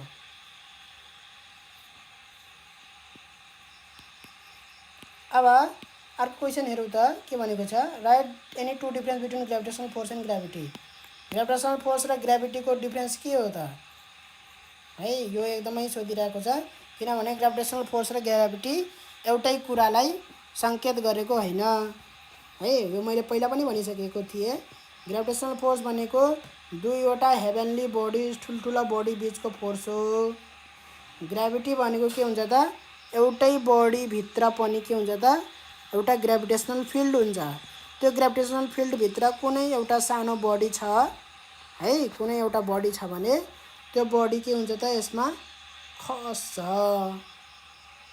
खस्छ यसै यसले तान्छ त्यो बॉडीलाई टुवर्ड्स इट्स सेन्टर है त्यसलाई नै ग्रेभिटी भनिएको हो ठीक छ। अनि ग्रेभिटेशनल फोर्स भनेको दुईटा हेभेनली बॉडी बीचको फोर्स हो भनेर भन्ने ग्रेभिटी भनेको कुनै पनि हेभेनली बॉडी को के हुन्छ त एउटा ग्रेभिटेशनल फिल्ड हुन्छ त्यो ग्रेभिटेशनल फिल्ड भित्र कुनै एउटा सानो वस्तु राखिदियो भने त्यसले के गर्छ त त्यसलाई एट्र्याक्ट गर्छ आफ्नो सेन्टरतिर त्यो फोर्स अफ एट्र्याक्सनलाई ग्रेभिटी भनिन्छ भनेर भन्ने त्यति भने पछाडी भइहाल्छ यसको डिफरेन्स है र यसको फर्मुला लेख्न जानु पर्दैन दुवैको फर्मुला के छ त सेम छ कुरा बुझिन्छ फोर्स को नेचरै यही छ के है नेचरमा हेर्ने हो भने फोर्स को नेचर कस्तो हो भन्दाखेरि जुनसुकै फोर्स होस् फोर्स को नेचर यो यही किसिमले छ GM1 product of the masses र यो distance between the square of the distance है यदि इलेक्ट्रोस्टैटिक्स पढ्न थाल्ने भने दुईवटा चार्ज भनेको थाहा छ दुईवटा चार्ज बीचको मानौ यो 1 कोलुम चार्ज छ यहाँ पनि 1 कोलुम चार्ज छ भने डिस्टेंस d छ भने इन दुईटा बीचको फोर्स पनि यो प्रोपोर्शनालिटी कन्स्टेन्ट हो q1 q2 by d square यहाँ चाहिँ हामीले r नै लेख्छौं d लाई है त्यो पुरै नेचरमा यस्तै किसिमले छ के सबै फोर्सहरु सबै फोर्स को नेचरै यस्तो छ म्याग्नेटमा पनि हेर्ने भने एउटा म्याग्नेटिक पोल अर्को म्याग्नेटिक पोल एउटा म्याग्नेट हुन्छ नि हो दुईवटा म्याग्नेट बीचमा कति फोर्स छ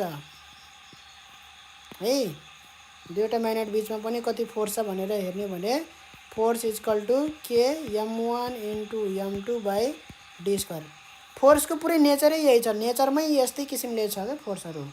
मतलब उनीहरूको डिस्टेन्समा चाहिँ के भइरहेछ त भन्दाखेरि स्क्वायरले चाहिँ प्रोपोर्सनालिटी छ, इन्भर्सली प्रोपोर्सनल छ डिस्टेन्समा, कति टाढा राखिएको छ है। त्यो एक्सपेरिमेन्ट गरेर आउँछ फेरि, दुईटा चार्जलाई 1 मिटर टाढा राखेर फोर्स कति भयो निकाल्ने, फेरि 2 मिटर टाढा राख्दाखेरि कति फोर्स हुन्छ त्यो पनि निकाल्ने, अनि चेक गर्ने। यो देखिन्छ कि इन्भर्सली प्रोपोर्सनलको स्क्वायरले घटेको बढेको देखिन्छ कि पुरै नेचरमा यस्तो किसिमले छ। फोर्सको नेचरै यस्तै छ क्या। अब अर्को क्वेसन हेरौँ है। त यिनीहरूको फर्मुला सर्मुला लेख्न जाने होइन, बढी नम्बर पाउँछु भनेर फर्मुला सर्मुला लेख्न जान्छन् है। जुन कुरा सेम छ त्यो कुरा किन लेख्न जाने, बढी नम्बर पाउँछु भनेर जाने लेख्न। इक्जाम्पल दिने, के दिने, इक्जाम्पल दिने। ग्रेभिटेसनल फोर्स भनेको सन र अर्थ बिचको फोर्सलाई हामी ग्रेभिटेसनल फोर्स भन्न सकिन्छ है। ग्राभिटी भनेको अर्थको ग्रेभिटेसनल फिल्डमा कुनै पनि ढुङ्गा यसरी है फलिङ अफ एप्पल भने पनि भयो। अब न्युटनकै इक्जाम्पल दिदिउँ हैन, फलिङ अफ एप्पल, एप्पल टाउकामा खसेर त यो न्युटन सर आइज्याक न्युटनले चाहिँ यो निकाल्नु भएको हैन। Falling of Apple, falling of stone, जे लेखे पनि हुन्छ है। इक्जाम्पल लेखिदिने, फर्मुला लेख्न जाने होइन, नेगेटिभ इम्प्रेसन पर्छ कि। यसले बडा लेख्न त लेखे तर जे पाइ त्यही लेखे भन्छ नि, हो त्यही हुन्छ कि, जे हो त्यो लेख्ने हो कि। मैले त्यसको डिफरेन्स 3टा लेखेँ, सेम कुरा 3टा लेखेर हुन्छ, सिमिलरिटी थपेर आएर हुन्छ, डिफरेन्स पो लेख्नु पर्ने हो यहाँ। अब a satellite does not need any energy to revolve around the earth, why. किन इनर्जी चाहिन्न around the earth, why. Energy कतिखेर चाहिन्छ,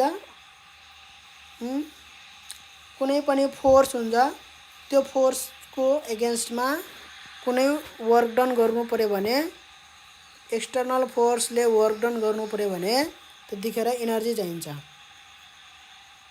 वर्क डन गर्नु भनेको के, कस्तो के गर्ने हो है। जस्तै यो अर्थ भयो, अर्थबाट चाहिँ कुनै पनि ढुङ्गा आफै उता जान्छ माथि, रकेट आफै माथि जान्छ यसरी कि ढुङ्गालाई फाल्नुपर्छ यसरी माथि, तब बल्ल माथि जान्छ। रकेटलाई पनि के गर्नुपर्छ, त्यसले त्यहाँ पुरा त्यसको त इन्जिनै हुन्छ हैन, जेट के लगाएको हुन्छ त्यहाँ,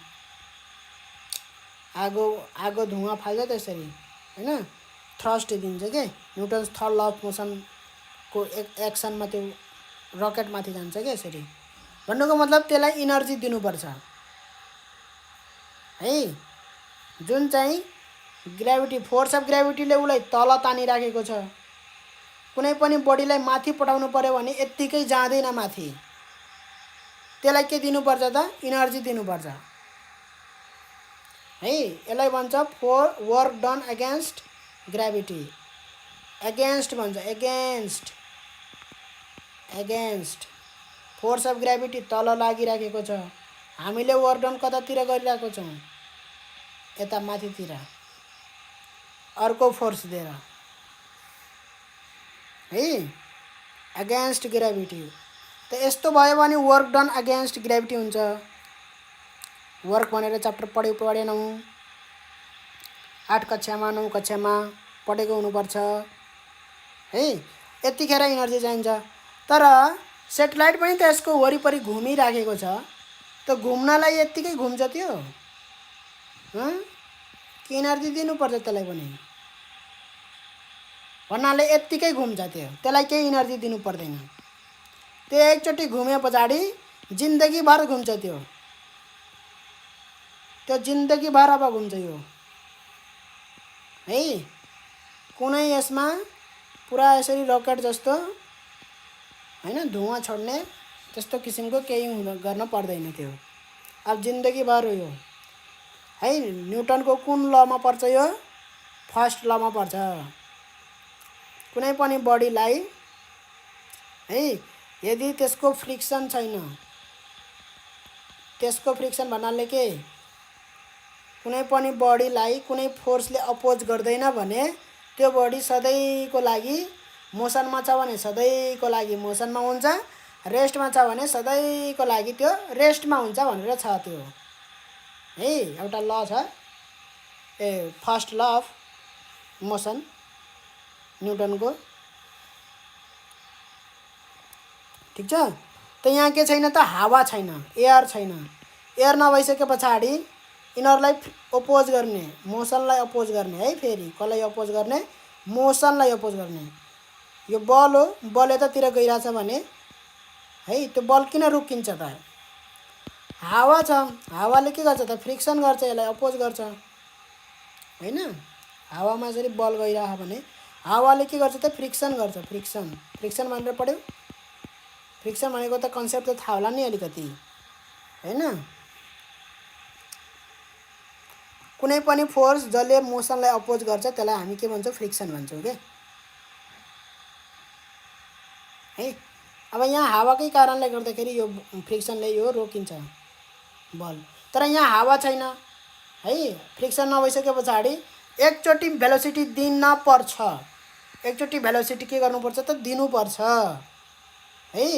एकचोटि भेलोसिटी दिइसके पछाडि अब यो के गर्छ त? जिन्दगीभरको लागि त्यो त्यही भेलोसिटीले हिँडिराख्छ, किनभने त्यसलाई अपोज गर्ने कुनै पनि फोर्स फ्रिक्सन छैन। पहिलो नम्बर यो एउटा नम्बर भयो। अब यो बडीलाई एउटा भेलोसिटी दियो भने सर्कुलर भेलोसिटी, सर्कुलर पाथमा हिँड्ने भेलोसिटी दिन सकिन्छ त? कुनै पनि बडीलाई भेलोसिटी दिँदाखेरि है, जस्तै यो बडीलाई मैले ढकल्दिएँ भने त्यो के गर्छ? सिधै जान्छ, जिन्दगीभर सिधै जान्छ त्यो। ठिक छ। मैले बललाई केही गरेर पनि यसलाई कर्भ यस्तो किसिमको बाटोमा हिँड्ने भेलोसिटी दिन सक्दैन के यो बडीलाई। सिधा एकचोटि ठक्क हान्यो भने त्यो सिधा जाने मात्रै, सिधा मात्रै जान सक्छ त्यो। कर्भ बाटोमा हिँड्न सक्ने भेलोसिटी हामी दिन सक्दैनौँ है। तर यो किन यस्तो सर्कुलर पाथमा हिँडिराखेको छ त? फेरि भेलोसिटी दिन सकिन्छ भने स्ट्रेट सिधा हिँड्ने खालको भेलोसिटी, एकचोटि हान्ने त्यसपछि त्यो सिधा जान्छ त्यो है। कर्भ बाटोमा हिँड्न सक्ने हामीले भेलोसिटी दिन सकिँदैन। त यहाँ सिधा नगएर किन यस्तो सर्कुलर बाटोमा गइरहेछ भन्दाखेरि फोर्स अफ ग्राभिटी है। फोर्स अफ ग्राभिटी, कुनै अर्को फोर्स छ भने त्यो फोर्सले के गर्न सक्छ त? त्यो फोर्सले त्यसको डिरेक्सन चेन्ज गर्न सक्छ है। तर त्यो फोर्स कस्तो हुन भएन त? यस्तो किसिमले लाग्नु भएन, यस्तो किसिमले। ठिक छ। परपेन्डिकुलर लाग्नु पर्यो यसरी। परपेन्डिकुलर कुनै फोर्स लाग्यो भने त्यसको मोसनलाई अपोज गर्दैन है। परपेन्डिकुलर 90 डिग्रीमा कुनै फोर्स लागिराखेको छ भने, कुरा बुझौँ राम्रोसित। यहाँ रातो पेनले गरिरहेको छु हाइलाइट गर्नको लागि। फोर्सले के गरेछ त? मोसन भेलोसिटी यतातिर छ, फोर्स 90 डिग्रीमा छ भने त्यो फोर्सले यो भेलोसिटीलाई न इन्क्रिज गर्छ न त डिक्रिज गर्छ। अब अलिकति एङ्गलमा छ भने पनि के गर्छ त? यो भेलोसिटीलाई एफेक्ट पार्छ। अलिकति यस्तो एङ्गलमा छ भने पनि के गर्छ त? यो भेलोसिटीलाई एफेक्ट पार्छ। 90 डिग्री हुन पर्यो है।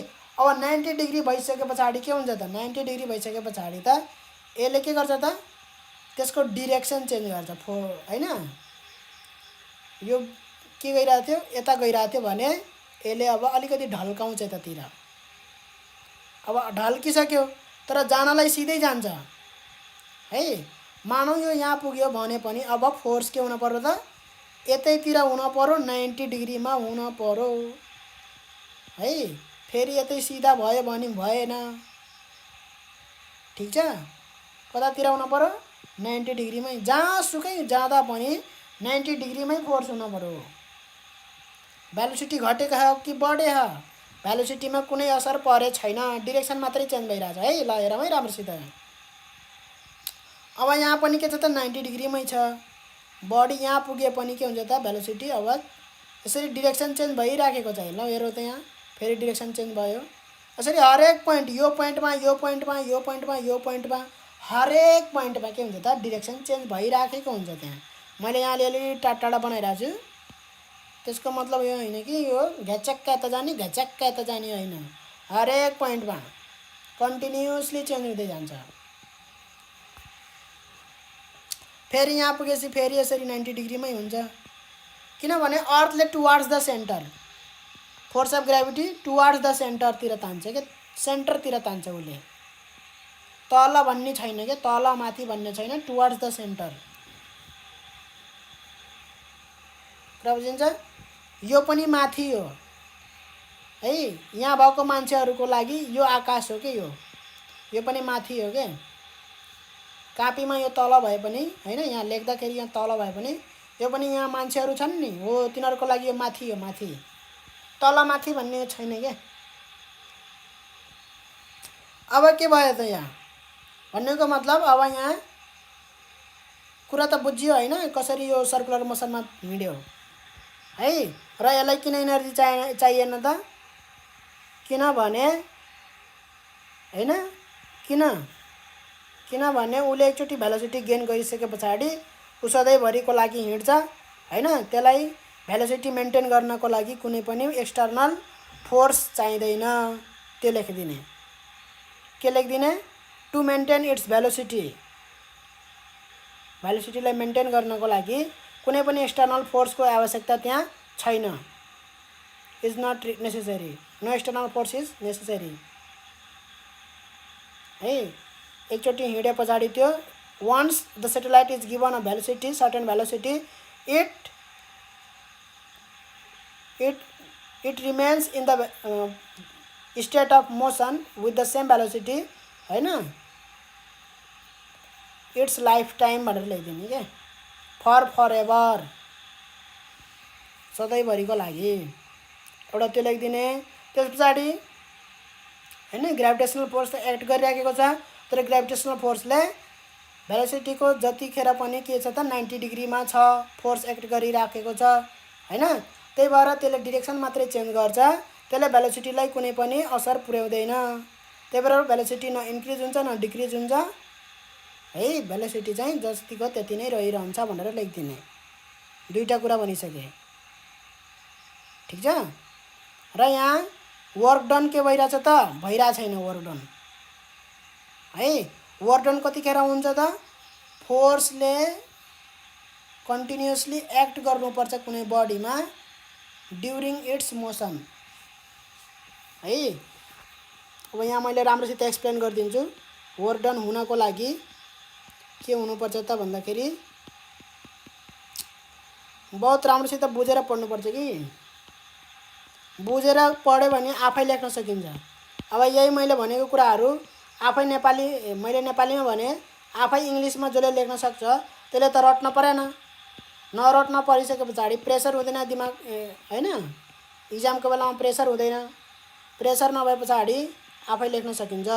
र यो आफै जो लेख्छ राम्रोसित यसरी मैले भनेअनुसार उसले धेरै नम्बर पाउँछ। फेरि जसले किताबको हुबहु घोगेर लेख्छ त्यो त गयो, त्यसको कोही मूल्य हुँदैन, नम्बर त पाउँछ तर उसले चाहिँ 100 मा 100 पाउँदैन, त्यो काट्छ मार्क्स। त्यो पेपर चेक गर्नेलाई थाहा भइहाल्छ यो कस्तो खालको स्टुडेन्ट हो भनेर थाहा भइहाल्छ कि। पुरै एन्सर मिले पनि 100 मा 100 दिन मन लाग्दैन, किनभने पेपर चेक गर्दाखेरि थाहा भइहाल्यो कि यो अलिकति घोकन्ते विद्यार्थी छ, जस्तोको त्यस्तै ट्याकटुक सारेरै छ, मतलब सारेर हेरेर सारेको होइन कि घोकेर याद गरेर सारेको। यसले केही बुझेको त्यस्तो केही कुरा पुष्टि भएको छैन यहाँ है। यसले चाहिँ अलिकति दिमागवाला विद्यार्थी छ कि छैन भन्ने त्यो थाहा भएन। तर जसले चाहिँ अलिकति आफ्नो एन्सर आफै बनाएर टक्क मिलाएर लेख्छ, धेरै कुरालाई एक्सप्लेन गर्न खोज्छ, बुझाउन खोज्छ एन्सरमा, सबै कुरालाई बुझाउन खोज्छ भने उसले चाहिँ इम्प्रेस गर्छ क्या सरलाई। उसले इम्प्रेस गर्छ सरलाई, उसले राम्रो नम्बर ल्याउँछ है। विद्यार्थीको छाटकाट त्यहीँबाट थाहा हुन्छ। दुईवटा क्वेसन चेक गर्ने बित्तिकै थाहा हुन्छ।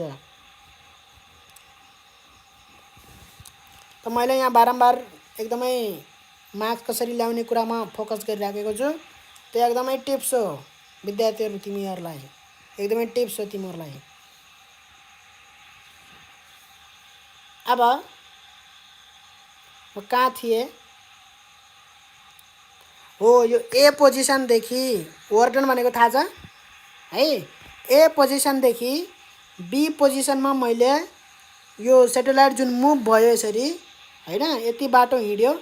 यति बाटो हिँडे पछाडि कति वर्डन भयो त भन्दाखेरि यो बाटो हिँड्नको लागि फोर्स कुन लागेको छ? यसमा फोर्स लागेको छ, एउटा मात्रै फोर्स, त्यो हो फोर्स अफ ग्राभिटी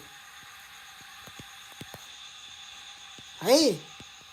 यो बाटो हिँड्नु थाल्दाखेरि एउटा मात्रै फोर्स लागेको छ, फोर्स अफ ग्राभिटी। यो फोर्सले के गरेको हो त? यो बडीलाई हिँडाको हो त? हिँडाको होइन। जुन फोर्सले बडीलाई हिँडाउँछ, हिँड्नमा रोल प्ले गरेको हुन्छ, यो फोर्सको कारणले गर्दाखेरि यो बडी हिँडेको हो। बल्ल त्यतिखेर चाहिँ यो फोर्स कति थियो र यो बडी कति हिँड्यो है, त्यो चाहिँ के हुन्छ त? वर्क डन हुन्छ। र यो जति फोर्स हो कन्स्ट्यान्टली यहाँदेखि यहाँसम्म हिँड्न, ए देखि बी सम्म जुन पुग्छ हैन, ए देखि बी सम्म पुग्ने बेलसम्म यो फोर्स लाग्नु पर्यो फेरि है। यहाँ एकचोटि भकुण्डो थियो, एकचोटि फोर्स हाने अनि गुरुक्क गुर्क्यो आफै भकुण्डो। भकुण्डो त अब यो फ्रिक्सन छैन भने त जहाँसम्म नि गुर्केर जान्छ हैन, इन्फाइनाइटसम्म गुर्केर जान्छ भकुण्डो, फ्रिक्सन छैन भने। अब फ्रिक्सन छ भने कहीँ गएर रोकिन्छ हैन। त वर्क डन के आउँछ? अब टाढा गएर रोक्यो भने धेरै आउँछ वर्क डन, नजिकै रोक्यो भने थोरै आउँछ वर्क डन है। त यो फोर्स इन्टु जुन डिस्टेन्स छ त्यसको मतलब त्यो होइन नि त। नत्र भने त इन्फाइनाइटमा गएर रोक्यो भने त इन्फाइनाइट हुन्थ्यो वर्क डन हैन, त्यो होइन नि त है। यसको मतलब के हो भन्दाखेरि कुनै एउटा अपोजिङ फोर्स हुनु पर्यो। अपोजिङ फोर्स जस्तै यो अर्थको सर्फेस बनाएँ मैले, भुइँ हो यो, फ्लोर मानौँ, भुइँ ग्राउन्ड हो।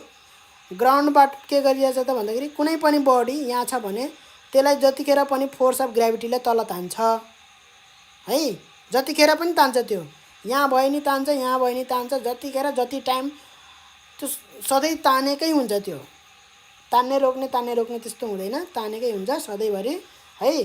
अब मैले ए देखि बी सम्म लग्नु पर्यो भने ए देखि बी सम्म, अब अलि पेन चेन्ज गरौँ, ए देखि बी सम्म मैले लग्नु पर्यो भने यो बडीलाई है, ग्राभिटीले त तल तानिराखेको छ, मैले फोर्स कता लाउनुपर्छ? माथि लाउनुपर्छ।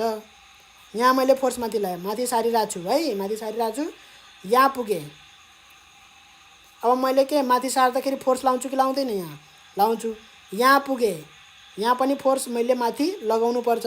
बीमा पुगेँ, यसरी फोर्स लगा। हरेक टाइममा, हरेक पोइन्टमा मैले फोर्स लगाएकै छु है। हो, त्यो फोर्स चाहिँ अब यो पोइन्टमा पनि त्यही एउटै बराबर फोर्सले मैले चाहिँ एउटै बराबर फोर्सले त्यो बडीलाई ए देखि बीमा लगे भने त्यतिखेर बल्ल के हुन्छ त? मेरो वर्क डन, मैले यहाँदेखि यहाँसम्म कन्टिन्युअसली फोर्स लगाएको छु, कन्टिन्युअसली फोर्स लगाएको छु र मैले चाहिँ विदाउट एक्सिलरेसन, मैले यो फोर्स लगाउँदाखेरि कुनै एक्सिलरेसन प्रोड्युस भएन। फोर्स लगाउँदाखेरि के हुन्छ त? जेनरली एक्सिलरेसन प्रोड्युस हुन्छ, तर यहाँ एक्सिलरेसन किन प्रोड्युस भएन? अर्को फोर्स लागिरहेको छ तलतिर र त्यो फोर्स बराबर छ, त्यही भएर एक्सिलरेसन प्रोड्युस भएन नि फेरि। यो चाहिँ 11 कक्षामा राम्रोसित बुझ्छौ बिस्तारै, तर अहिलेलाई यति बुझौँ है, फोर्स अफ ग्राभिटी बराबरकै फोर्स लगाउने हो हामीले है, ठिक छ। नत्र भने कुनै एउटा ठुलो भयो भने पनि एक्सेलरेसन प्रोड्युस हुन्छ। यो ठुलो भयो भने माथितिर एक्सेलरेट हुन्छ है, यो भयो भने तलतिर एक्सेलरेट हुन्छ, नत्र भने कन्स्ट्यान्ट भेलोसिटीले जान्छ। त्यो सुरुमा चाहिँ अलिकति बढी लाउनु पर्यो, त्यस पछाडि त्यही फोर्सले कन्स्ट्यान्टली लानु पर्यो। ठिक छ हो, त्यतिखेर बल्ल वर्क डन इक्वल टु कति फोर्स लगाएको थियो, एउटा कन्स्ट्यान्ट फोर्स लगाएको थिए, त्यो कन्स्ट्यान्ट फोर्स एफ हो, कति डिस्टेन्ससम्म लगाएको, डी डिस्टेन्ससम्म लगाएको हो, डी डिस्टेन्स हिँडालेको हो, त्यही भएर work done force into distance भयो है। यो कन्सेप्ट वर्क डनको भने अब यो सर्कुलर मोसनमा हेरौँ त सेटेलाइटको, त्यहाँदेखि यहाँसम्म हिँड्नको लागि एउटा फोर्स मात्रै लागिराखेको छ, अरू कुनै फोर्स लागेको छैन त्यहाँ हैन। त्यो हिँड्नमा यसले रोल प्ले गरेको छैन। ग्रेभिटेसनल फोर्सले यो बडी ए देखि बी मा हिँड्न कुनै पनि रोल प्ले गरेको छैन हैन। यो फोर्सको कारणले गर्दाखेरि यो बडी यहाँदेखि यहाँ आएको होइन, त्यस कारणले गर्दाखेरि वर्क डन 0 भयो। वर्क डन नभए पछाडि कुनै पनि इनर्जी चाहिन्न र हामीले यहाँ पहिल्यै 1 मै मेन्सन गरिसक्यौं, एकचोटि भेलोसिटी दिए पछाडि त्यसलाई भेलोसिटी मेन्टेन गर्नलाई फोर्स दिनु पर्दैन भनेर हैन। पहिल्यै मेन्सन गरेनौं, अरू कुनै फोर्स त यहाँ भेलोसिटी मेन्टेन गर्नको लागि कुनै पनि फोर्स छैन त्यहाँ, त्यही भएर कुनै पनि फोर्स छैन भेलोसिटी मेन्टेन गर्नलाई, मोसन क्रिएट गर्नलाई अथवा मोसनलाई मेन्टेन गर्नको राख्नको लागि कुनै पनि फोर्स त्यहाँ रोल प्ले गरेको छैन, त्यही भएर वर्क डन 0 छ। वर्क डन भएको छैन त्यहाँ, वर्क डन नभएको भएर त्यहाँ कुनै इनर्जीको आवश्यकता छैन, कुनै पनि इनर्जी चाहिँदैन भनेर लेख्ने राम्रोसित है। यसलाई चाहिँ मैले नेपालीमा भने, त्यसलाई चाहिँ पहिला इङ्ग्लिसमा राम्रोसित कापीमा बनाउने एन्सर, त्यो बनाएर अनि त्यस पछाडि त्यो इक्जाममा लेख्ने। 3टा कुरा भने मैले है, यो 3टा कुरा नभइकन यसको एन्सर दिन सकिँदैन।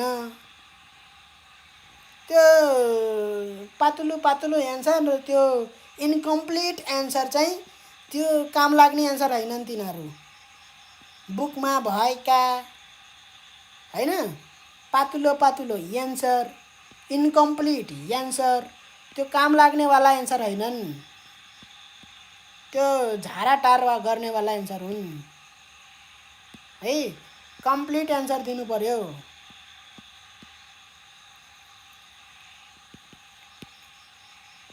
कम्प्लिट एन्सर दिए पछाडि बल्ल कम्प्लिट 2 नम्बर आउँछ। आउन त दिइराख्या हुन्छन् सरहरूले नम्बर, तर चाहिँ कम्प्लिट एन्सर दिन खोज्ने।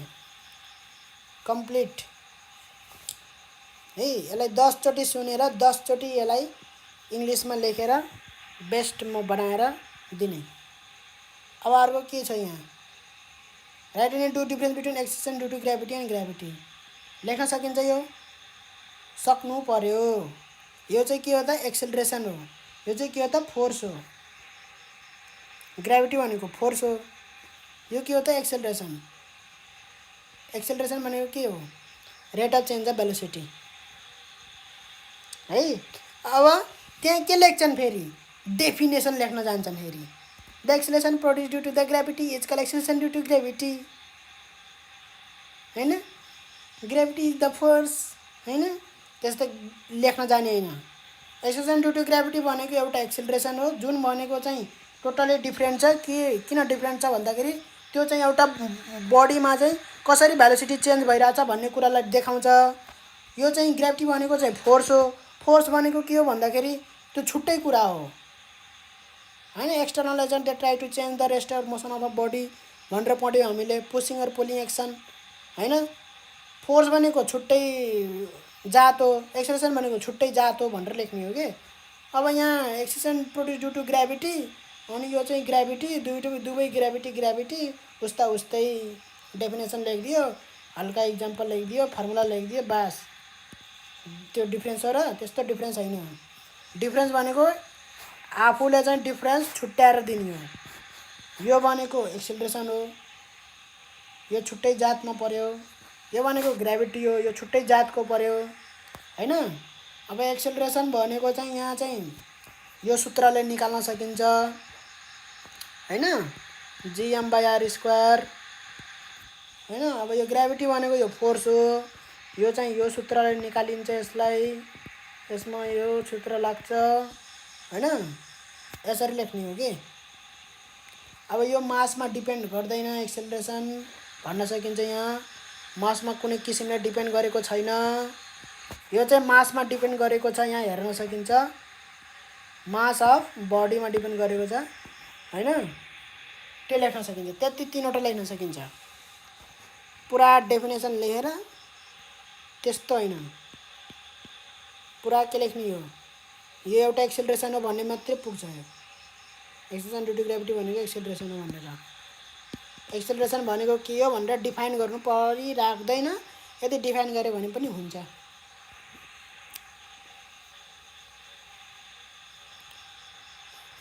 हैन। It defines the rate of change of velocity. Gravity चाहिँ it defines the weight of a body, it defines the weight of a body, it defines the rate of change of a velocity of a falling body. त्यति दुईटा भनिदिने। ल अर्को question हेरौँ। Astronauts feel them weightless inside spacecraft. Why? स्पेसक्राफ्टमा किन weightless feel गर्छौ त? पहिल्यै भनिसकेको छु है मैले, दोबारा भन्नु नपरोस्। किन वेटलेस? यहाँ दुईटा कन्डिसन मैले भनेको थिएँ र स्पेससिपको मैले इक्जाम्पल लिएको थिएँ। स्पेसक्राफ्ट है कुनै पनि फोर्स अफ ग्रेभिटी छैन, त्यो कारणले गर्दाखेरि तिनीहरू वेटलेस फिल गर्छ। कुनै पनि फोर्स अफ ग्रेभिटी छैन भनेको थिएँ है। यो स्पेसक्राफ्ट भन्यो त्यही भएर भनेको हो। सेटेलाइट भन्यो भने चाहिँ छुट्टै कुरा हुन्छ। सेटेलाइट भनेको कस्तो हो भन्दाखेरि अर्थको वरिपरि घुम्ने, अर्थको वरिपरि घुम्दाखेरि त्यो अर्थकै ग्रेभिटेसनल फिल्डभित्र पर्छ। इभन हाम्रो मुन जुन छ, मुन पनि के गर्छ त अर्थकै ग्रेभिटेसनल फिल्डभित्रै पर्छ, त्यही भएर त्यो अर्थको वरिपरि घुम्छ। नत्र भने यो मार्स, यो जुपिटर किन अर्थको वरिपरि घुम्दैन? किनभने अर्थको ग्रेभिटेसनल फिल्डभित्र पर्दैन। हाम्रो मुन जुन छ त्यो अर्थको ग्रेभिटेसनल फिल्डभित्र पर्छ। र हाम्रो सनको ग्रेभिटेसनल फिल्ड कत्रो छ त? प्लुटोसम्म जत्रो छ है, त्यत्रो छ ग्रेभिटेसनल फिल्ड। सबै 9 वटा प्लानेट है तिनीहरू के गरिराखेको छ त? सनको वरिपरि घुमिराखेको छ। भन्नुको मतलब त्यसको ग्रेभिटेसनल फिल्ड त्यति धेरै छ के, त्यहाँसम्म छ। अर्थ पनि त्यसैको वरिपरि घुमिराखेको छ, त्यसको ग्रेभिटेसनल फिल्ड भित्रै पर्छ, सनकै ग्रेभिटेसनल फिल्ड भित्र पर्छ यिनीहरू 9 वटै प्लानेट। अब प्लुटोलाई त हटाइदिएको छ, उसले बोर्डर सर्डर चेक के अरे काट्यो एकअर्काको होइन, एउटा फिक्स अर्बिटमा घुमेन भनेर हटाइएको छ, त्यसलाई रुल फलो गरेन भनेर प्लानेटको है। नत्र भने प्लुटो पनि छ, ध्वस्त भएको छैन है। अब यो यसको लेख्न सकिन्छ जस्तो मलाई लाग्छ है, यसको लेख्न सकिन्छ। अब यहाँ हेर्ने, the fall of a parachute towards the earth surface is not free fall. Why? किन यो फ्री फल होइन प्यारासुट? प्यारासुट खोले पछाडि के हुन्छ त? बिस्तारै खसिन्छ के हैन। प्यारासुट लगाउनेको मतलब के भयो त? सिधै आम्फाले हुन्थ्यो, बिस्तारै खसिन्छ, चोटपटक नलागोस् भनेर हैन। बिस्तारै खसिन्छ त किन खसिन्छ? एयर अफ थ्रस्ट, एयरको अफ थ्रस्टले गर्दा। दुईटा फोर्स छ यहाँ, एउटा चाहिँ फोर्स अफ ग्रेभिटी तल तानिराखेको छ, अर्को चाहिँ अफ थ्रस्ट, अफ थ्रस्टले अपोज गर्ने काम गर्छ है। त्यही भएर यो के भएन त? फ्री फल भएन, दुईटा फोर्स भयो नि त यहाँ। फ्री फल भनेको त एउटा मात्रै फोर्स, ग्रेभिटी एलोन है। If a body falls under the effect of gravity alone भयो भने फ्री फल हुन्छ। यहाँ दुईटा फोर्स भयो प्यारासुट भएको कारणले गर्दाखेरि। अपथ्रस्ट पनि मान्छे खस्दाखेरि मान्छेमा पनि अपथ्रस्ट लाग्ने हो, नेग्लिजिबल हुन्छ यो प्यारासुटको तुलनामा। प्यारासुट त यस्तरी खोलिदियो भने भक्का यस्तरी निस्किन्छ अनि हावा त त्यसले त उ गरिहाल्छ नि, ओगटिहाल्छ नि हावालाई यसरी, हैन? त्यही भएर यसलाई दुईटा फोर्स भएको कारणले it falls under the action of two force है। एउटा चाहिँ अपथ्रस्ट लेख्ने, अर्को चाहिँ ग्रेभिटी लेख्ने। Since it does not fall under the gravity alone it is not taken as free fall भनेर लेख्ने। अब किन सेफली ल्यान्ड गर्छ भन्नेतिर जाने हैन नि फेरि। सो द्याट द पुरै उसै लेखेर अनि सो द्याट द यो युनिफर्म भेलोसिटीले खस्छ अनि त्यस पछाडि सेफली ल्यान्ड गर्छ, यताउति दुनियाँदारी लेख्न जाने होइन। जे क्वेसन सोधे त्यति मात्रै एन्सर दिने हो। बढी एन्सर दियो भने चाहिँ नेगेटिभ इम्प्रेसन पर्छ, धेरै नम्बर आउँदैन।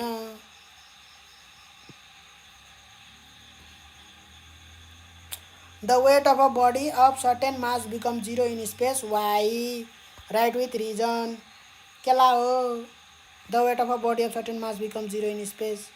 मास भइसके पछाडि त वेट पनि हुनुपर्ने हो, स्पेसमा किन जिरो हुन्छ, हैन? अन्तरिक्षमा निश्चित पिण्ड भएको कुनै वस्तुको तल शून्य हुन्छ किन? कारण सहित लेख्नुहोस् भनेको छ। अब बिकम्स जिरो भन्नु नमिल्ला है, भन्नु नमिल्ला।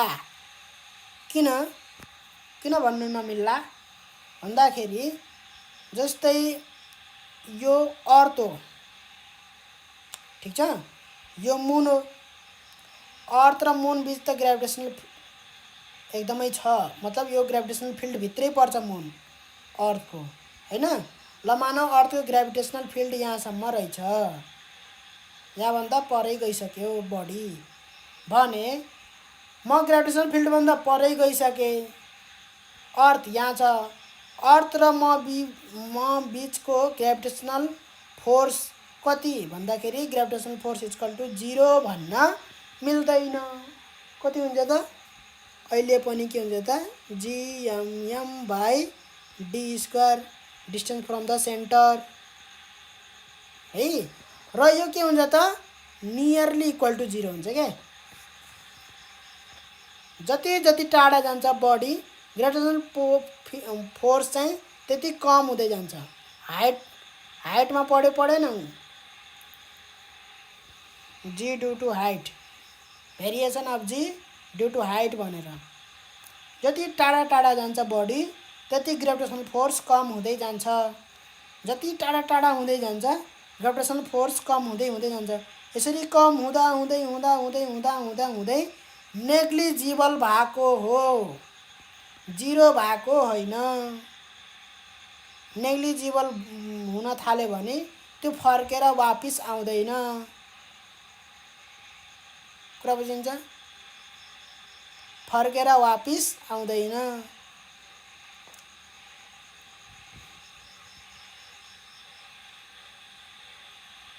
त्यही हो भएको हो है। स्पेसमा चाहिँ नेग्लिजिबल भएको हो। यदि ठुलो बडी छ भने, ठुलो ग्रेभिटेसनल फिल्ड भित्र छ भने ग्रेभिटेसनल फोर्स हुन्छ, तर है अब यही बडी छ, यही अर्थको ग्रेभिटेसनल फिल्ड यहीँसम्म मात्रै छ, ठिक छ। यहाँसम्मको वस्तुलाई के गर्न सक्छ त? आफूतिर तान्न सक्छ उसले है, भने उता भएका वस्तुहरूलाई आफूतिर तान्न सक्दैन। तर राम्रोसित यसको क्वेसन सच्याइदिने है। इट इज नट एक्चुअली 0 भनेर सच्याइदिने, ठिक छ। It is nearly equal to 0 भनेर सच्याइदिने, क्वेसनलाई एन्सरमा सच्याइदिने है। यसको एन्सर के हो त? The weight of a body of certain mass is not actually 0, is है exactly 0, it is nearly equal to 0 है। स्टिल अब मैले जुन एक्सप्लेन गरेँ त्यही कुरालाई एक्सप्लेन गरिदिँदा पनि हुन्छ।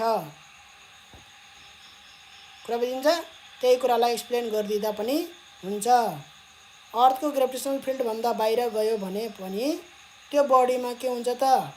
ग्रेभिटेसनल फोर्स हुन्छ।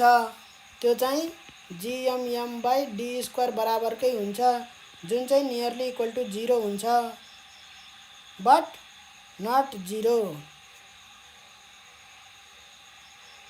अब यहाँ राइट विथ रिजन यताउति भनेछ।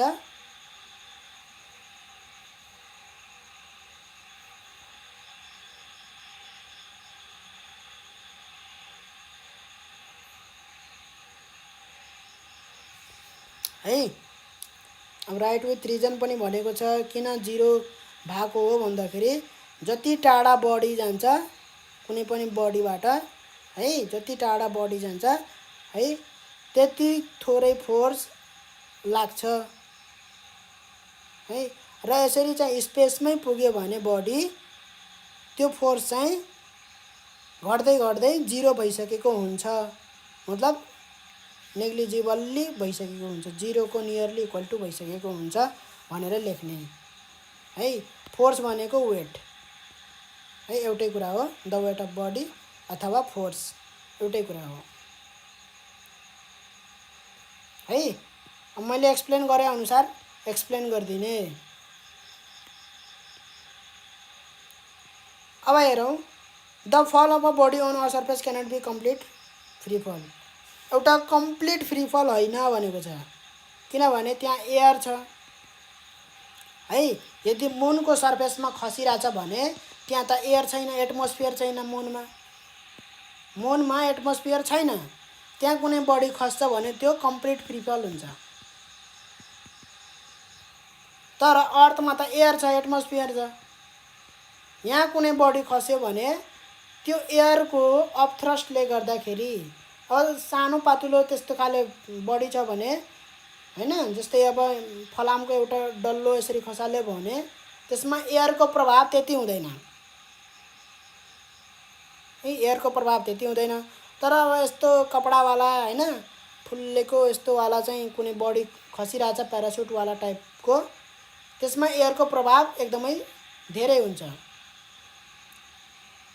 हैन।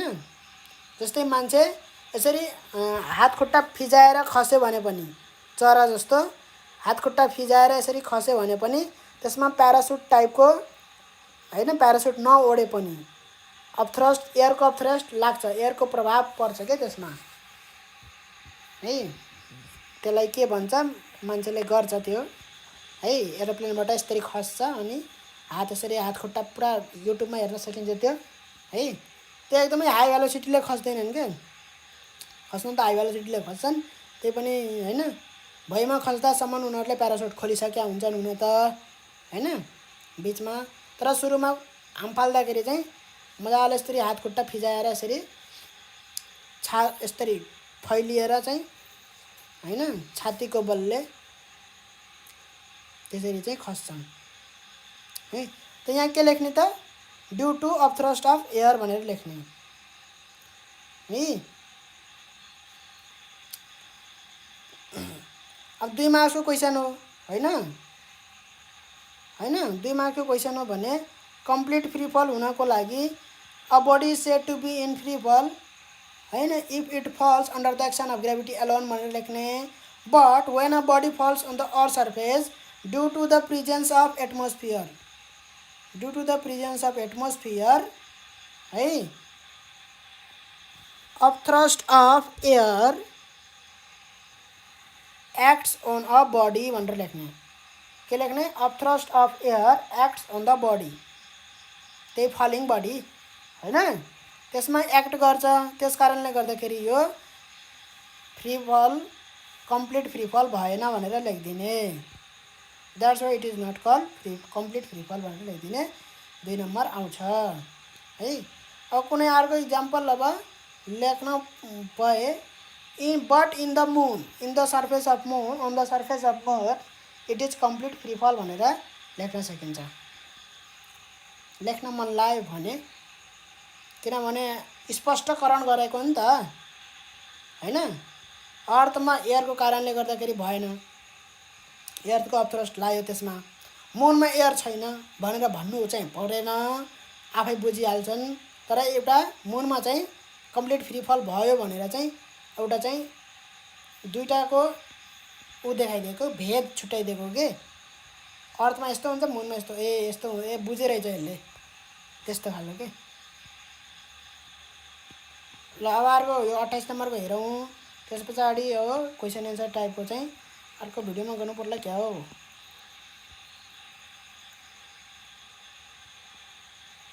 The weight of a body is more at the polar region of the earth than at equal region why हैन। इक्वेटोरल रिजनमा के छ त, यस्तो परेको छ, अर्थ पुरा कम्प्लिटली स्फियरिकल टाइप छैन, पोलमा चाहिँ यो चाहिँ यस्तो खालको छ, रेडियस अलिक कम पर्छ हैन। त्यही इक्वेटरतिर चाहिँ रेडियस अलिकति बढी पर्छ कि, पोल यो इक्वेटर हैन। अब यसमा पुरै कम्प्लिट फर्मुला लेख्नु पर्दैन, यसमा वेट भनेको छ, त्यस कारणले गर्दाखेरि वेट इक्वल टु फोर्स हैन इज डाइरेक्टली प्रोपोर्सनल टु हैन, वेट इक्वल टु फोर्स पनि लेख्नु परेन, सिधै W is directly proportional to 1/r² है। सिन्स के छ त RP is less than RE हैन। W भनेको पहिले लेखिदिने वेट भनेर, the weight of the body, ल्याङ्ग्वेजमा पहिले लेखिदिने, the weight of the body is inversely proportional to the radius of the earth भनेर बल्ल यो लेख्ने, W is inversely proportional 1/r। Since RP भनेको के हो त फेरि थाहा छैन नि त, radius at pole is less than भन्यो लेख्ने, since radius at pole is less than radius at equator, RP is less than RE हैन। W at pole will be greater than W at equator हैन, किनभने inversely हो नि त, पोलमा कम छ भने पोलमा बढी हुन्छ, इन्भर्सली छ नि त है। त्यही भएर अब यहाँबाट कम्प्लिट प्रुफ भएन हो। So the weight of a body is more at the polar region than at the equatorial region भनेर टक्क यति लेख्ने हो के। यति लेखे पछाडि 2 नम्बर हो कि, स्पष्टीकरण चाहिन्छ कि, त्यहाँ फर्मुलालाई स्पष्टीकरण गर्नुपर्छ।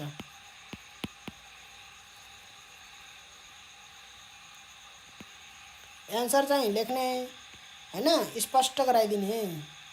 अब यहाँ धेरै मिनेट भइसक्यो, 1 र 2 नम्बरको क्वेसन हामीले हेऱ्यौँ।